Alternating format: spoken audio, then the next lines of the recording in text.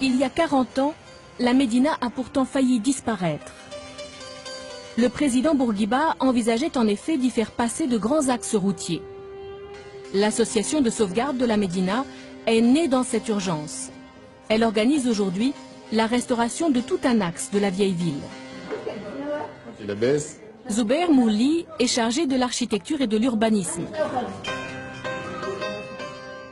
La ruelle en restauration surprend par sa modestie apparente. Zubair nous explique pourquoi. Au fait, cette rue, elle est bordée de beaucoup de grandes demeures, de palais aussi. Il y a des gens qui habitent toujours encore ici dans leur demeure. Mais de l'extérieur, c'est vrai que ça ne reflète pas la richesse des passions intérieures, des chambres, tout le décor, tout le faste intérieur qu'on peut trouver. Et pourtant, en Europe, en tous les cas, quand on a une grande et belle maison à l'intérieur, justement, la façade reflète ça. Pourquoi est-ce qu'ici... Ici, nous avons un peu un principe qui est un peu d'éviter les tensions sociales par l'exhibition des richesses sur les façades. Donc on était appelé à être sobre, à être simple, etc. Les gens pouvaient se défouler à l'intérieur, mais de l'extérieur, un peu éviter toutes les richesses qu'on pourrait coller sur la façade. Seul signe perceptible de richesse, les portes d'entrée. D'où l'attention particulière qui leur est accordée. De pierre ou de clous, les ornements sont des messages. Très belle porte, une très belle porte. J'aime beaucoup cette porte. Il y a un système de triple console pour passer de l'encorbellement jusqu'au mur, jusqu'à la porte. Il y a un registre très varié, mais des fois on trouve les cyprès, on trouve des fois le nuage avec le croissant comme ici. Vous voyez, ça veut dire aux passants que c'est une maison qui appartenait peut-être à un savant religieux, donc il faut respecter un peu en passant, ne pas faire de bruit, respecter la maison et ses habitants, etc. Sur tout le parcours témoin, la Médina fait peau neuve. Les façades retrouvent leur blancheur, les boiseries leur couleur. Cette petite place, par exemple, est rendue aux piétons. Plus aucun fil électrique n'est visible et tout le pavage est refait. Redonner aux habitants le souci de ce patrimoine, faire de la Médina un objet de fierté, concilier tradition et confort. Le message fait son chemin. La maison des frères Belaouane en est un exemple. Plutôt que d'abandonner une maison de famille devenue trop grande, les frères l'ont transformée en chambre d'hôte, tout en gardant au mur les photos de famille. Alors, elle, c'est ma grand-mère. C'est la mère des deux filles. Et les deux sont mes tantes paternelles. La photo est prise dans les années 20. Toute la famille vivait autour du patio, le cœur de la maison traditionnelle. Pour les deux frères, c'est aussi le lieu de leur enfance. Nous, étant jeunes, on n'avait pas le droit de sortir dans la rue. Donc, si on voulait jouer à la bicyclette, c'est ici qu'on jouait, c'est au patio. Si on voulait jouer à n'importe quel jeu, on n'avait pas le droit de sortir dehors. Tout autour du patio, la maison évolue en fonction de la famille.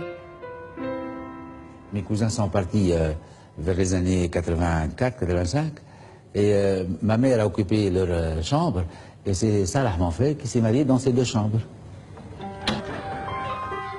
La famille a gardé deux chambres dans l'esprit des appartements d'alors. Alcôve protectrice, plafonds ouvragés et dentelles de stuc. Un art de vivre traditionnel dans toute sa splendeur. Mustapha a vécu ici 52 ans de sa vie. Moi j'ai habité au premier étage. J'avais juste 3 chambres. Donc là c'était une chambre, une petite chambre utilisée en tant que salle à manger. Et là c'était un grenier, voilà. Et voilà ce qu'est devenu ce grenier aujourd'hui. L'architecte nous a très bien décoré. On en a fait une très belle chambre. Chaque chambre est différente. Toutes ont intégré salle d'eau et confort moderne dans le respect des lieux. Dans tout l'hôtel, le design côtoie le bois sculpté, les courbes épurées soulignent les arabesques de plâtre.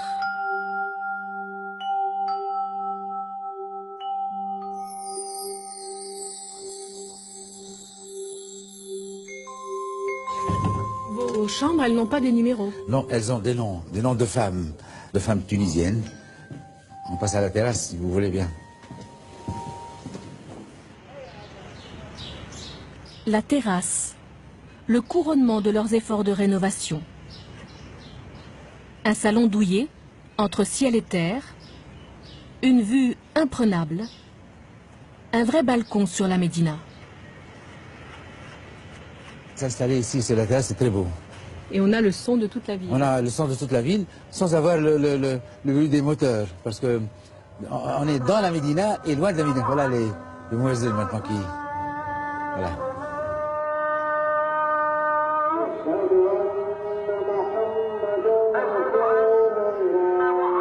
Cinq fois par jour, tous les muezzins appellent à la prière.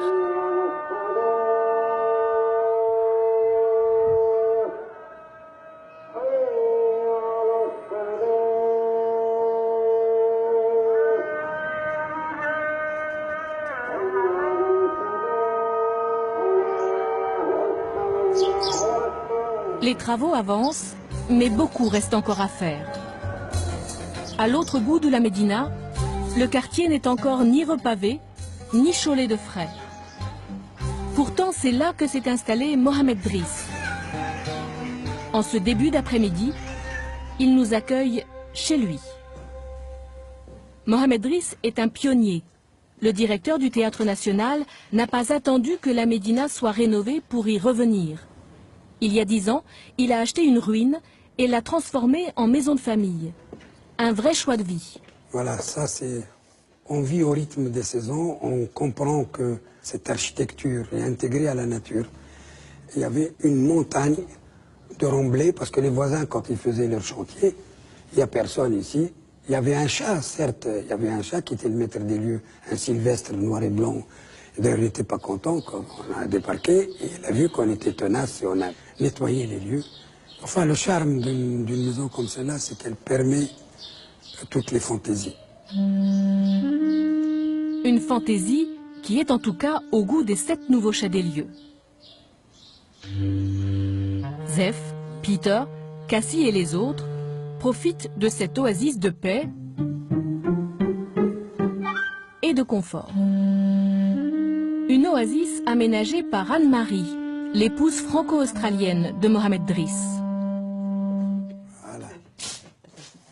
Dans ma tête, bon, j'avais le modèle d'une maison qui vient de ma culture, des maisons françaises ou anglaises. Et évidemment, dans cet espace-là, c'était un défi parce que les pièces font 2,60 m de large au maximum. Donc c'est un peu comme de vivre dans un train.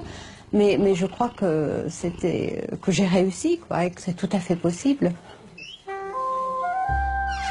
Les Driss ont ainsi fait de leur maison un palais bien à eux. Puits de lumière, couleur de sienne, mezzanine aménagée, meubles patinés et matières brutes transforment l'espace traditionnel.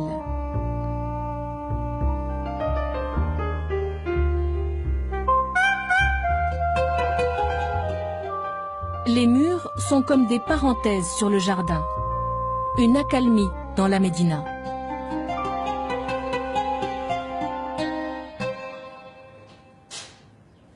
C'est une maison ouverte, c'est-à-dire elle permet de se tailler un espace exceptionnel dans la cohue de la ville, et dans le tintamarre et tout ça. Parce que si on sort, on entend. Et là, il y a un cocon protecteur. Et puis, cet élan vers le ciel par la verdure, c'est extraordinaire. Ça nous apaise beaucoup. On en oublierait presque la ville tout autour, jusqu'à ce que le rythme des souks nous rattrape. Dans la Médina, les étudiants de la grande mosquée étaient répartis en une trentaine de foyers, les médersas. Un patrimoine qui aurait pu disparaître n'étant plus utilisé. Celle-ci date du XVIIIe siècle. Alors, dans la médersa, on a autour d'une cour une succession de cellules avec juste une petite fenêtre qui était meublée d'un d'un lit en mezzanine et d'un petit coin de travail au niveau du rez-de-chaussée. Et puis vous avez au fond, le quatrième côté est occupé par une grande salle qui servait de salle de lecture, de bibliothèque, de salle de prière. Autant de salles qui accueillent aujourd'hui une école dans la droite ligne de sa vocation. On y forme des garçons et des filles au métier de l'artisanat et l'endroit revit.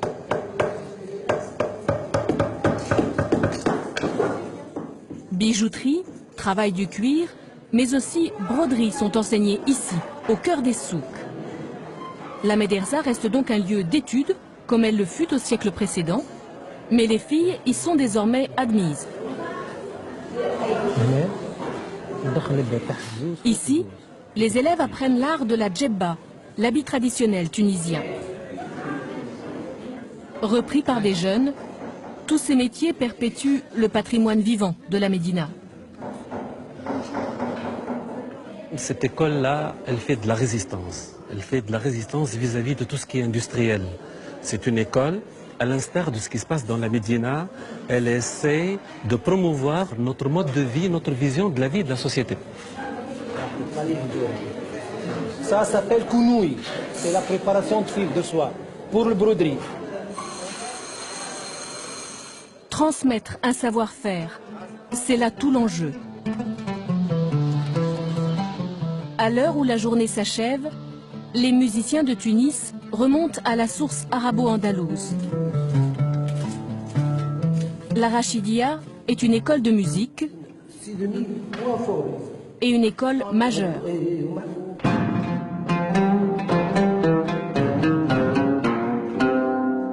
La maison remonte au temps des Ottomans, bien avant le protectorat français. Le gouverneur turc y habitait alors. Une belle maison de marbre noir et blanc, avec ses jeux d'arcade et ses colonnes antiques. C'est aujourd'hui le siège d'un autre patrimoine, musical celui-là. Bon, changer de lieu, on a des conservatoires au centre-ville, l'avenue de Paris par exemple, ou rue de Marseille, ou rue d'Athènes. Mais pour la musique orientale, on a voulu garder cette école, rien que c'est la première, ils vont dire en 1934, jusqu'à l'heure. C'est le meilleur lieu pour notre musique. L'architecture et notre musique, ce sont deux droites parallèles. Hein? La Rachidia, c'est aussi un chœur très populaire. Et ce soir, c'est répétition pour cet ensemble.